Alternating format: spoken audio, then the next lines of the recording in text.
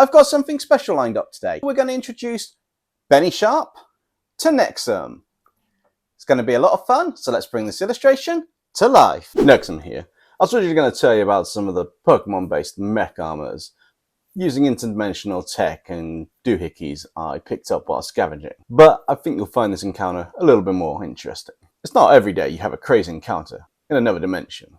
Well, for me it's a regular occurrence. But this is up there on the... yes. On the list of weird and crazy stuff that's happened to me. Do you remember the last time we spoke I had to go to a backwater dimension to find some tech and some parts before all the good stuff was taken? Well, it looks like I wasn't the only one who was interested in finding a few bits to fix or build a mech armor in that dimension. I encountered this really oddball of a fella. Loud, sure of himself, and with what looked like a living technological thing on his armor. Different to the one I described previously in our last encounter. This gutsy guy went by the name of Benny. Yes, that's it. Benny. What was it? It was something as sharp as his tongue. It escapes me for now, but I'm sure it'll come back to me as I tell you about what happened. I landed in the backwater dimension.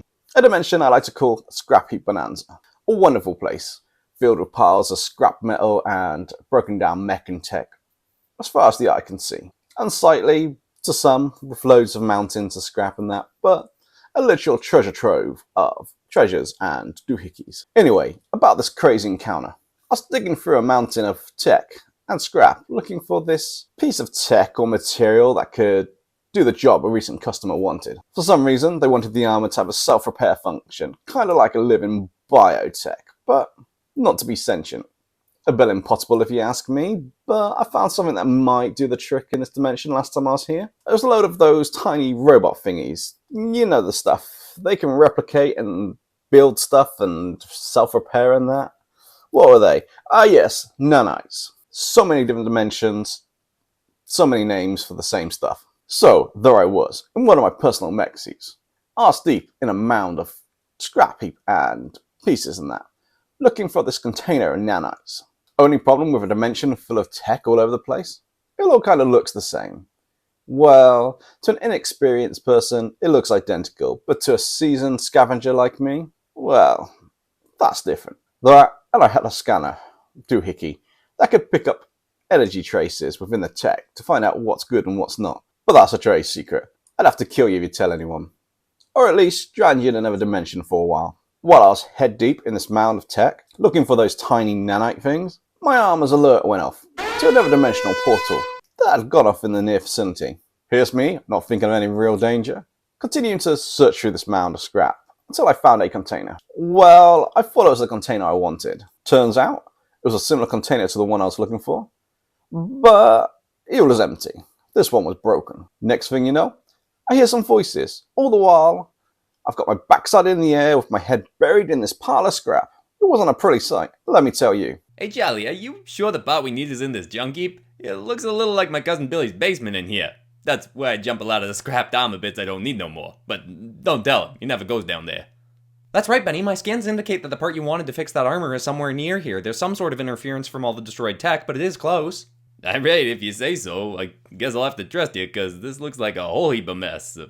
Pardon the pun. I heard these two and I thought, what a pair. I hope they're not after what I'm looking for, because I'd gone through a whole lot of trouble to get this far.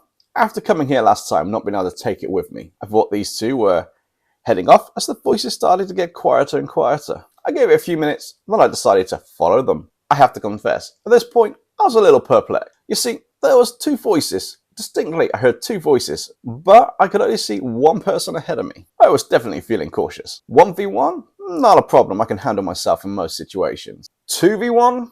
Now that's a different story. My plan is to get what I want and get out of there. Well, that's after I see what's worth scavenging. What?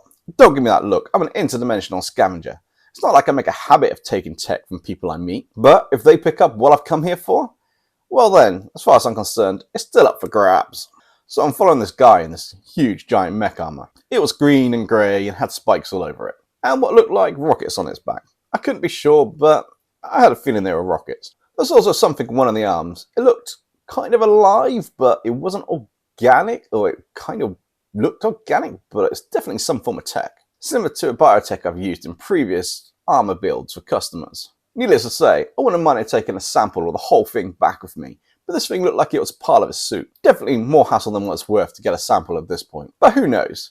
Maybe I'll get a chance to get a sample or find something similar in the future. Maybe even get a part of this guy's armor. But for now, I need that container for my latest customer. The fellow stopped by a pile of scrap mail that looked similar to the one that I'd just been in. As I got closer in my makeshift mech armor, I could hear that second voice again. Hey Benny, I think I just found something better than the part you were looking for. It looks like there's some nanites in a pile of parts over there. They don't seem to have any previous programming. I'm sure we can use them to replace the part you want. We can program them to be in any shape and do almost anything, because, you know, they're nanites. Nanites, huh? Not usually a huge fan of them. They're kind of like the mech-making equivalent of just using a magic wand. They sort of feel like cheating. But I guess we is in a bit of a pinch here, so what the heck? Good spot check. Wait, did they just say nanites? That's what I'm looking for. Don't tell me it's the same container I've been after. Nah, it can't be. Can it? Maybe it's another container with nanites. Looks like I'll just have to wait and see. Good job I'm in my mech armor. Otherwise, this could have been a wasted trip. Let's grab these things and go, Charlie. Something about this place is giving me the creeps.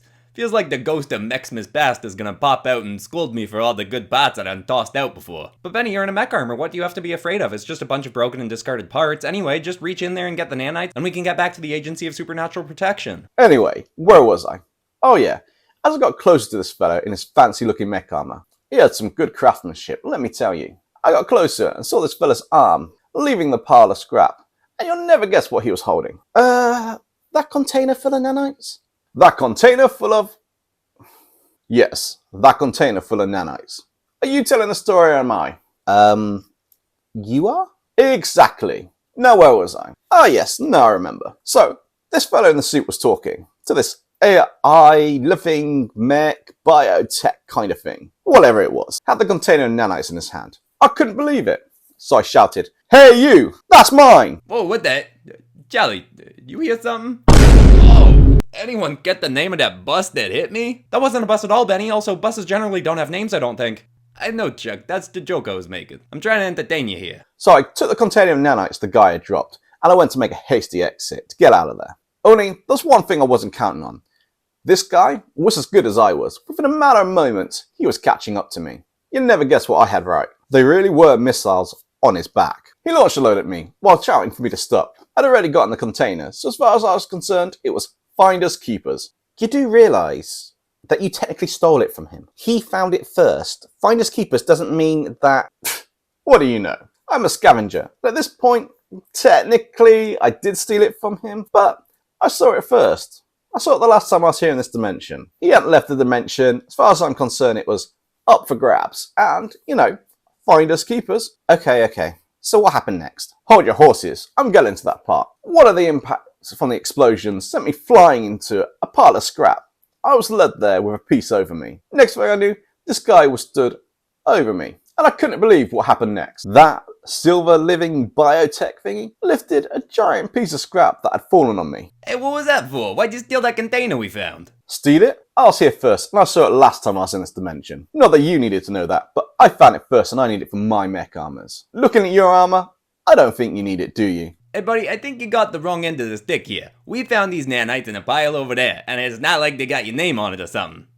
They don't got his name on it, do they, Charlie? Not so far as I can tell, Benny. Exactly, they don't got your name on them. Well, I'm not leaving here without it, pal. Well then maybe yous is gonna have to fight us for it, and that ain't gonna be no easy task, cause you're talking to good old Benny Shop, the best dang armor maker on this side of...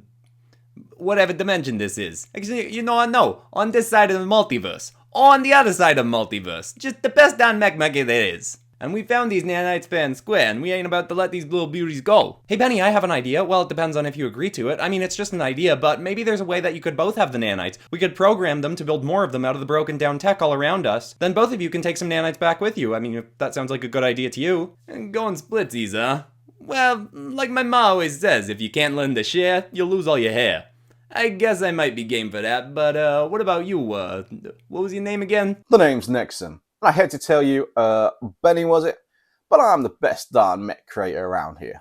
Alright, whatever you say. Anyway, Nexum, you fit for the split here or what? If we make some more than nanites, you take some, we take some, that work for you? I'm trying to be nice here, don't want people saying no bad things about good old Benny Shop. I mean, I don't really want folks saying that much about me at all, but I guess out here not many folks are likely to rat me out to the feds for not paying my taxes. But still, What was I saying? Oh yeah, she and the nanites. Yeah, that's fine, I guess. As long as you don't try to fleece me and run off with the container before you give me the goods. So what happened? Did you give him the nanites? Did you get some in the end? Did this Benny Sharp fella take the nanites and leave you without anything? Let me tell you, kid, that Benny fella was good to his word. Him and that living bio-mech made enough nanites for the both of us. So what happened after that? What happened to that Benny fella and that living tech thing? We went our separate ways after that. I wonder what he's up to now or what he needed those nanites for. Either way, I wish I could have studied that living biotech thing he had with him. He said the strangest thing to that living tech before he left. Hey Charlie, doesn't that guy's suit kind of look like a gopher? Did I ever tell you about the time when I learned gophers can't breathe underwater in all dimensions like they can in mine? Well, Benny, I've been to your dimension and scanned the internet while I was there. Gophers can't breathe underwater in your dimension either. Quiet down, Charlie. Nobody needs to know that.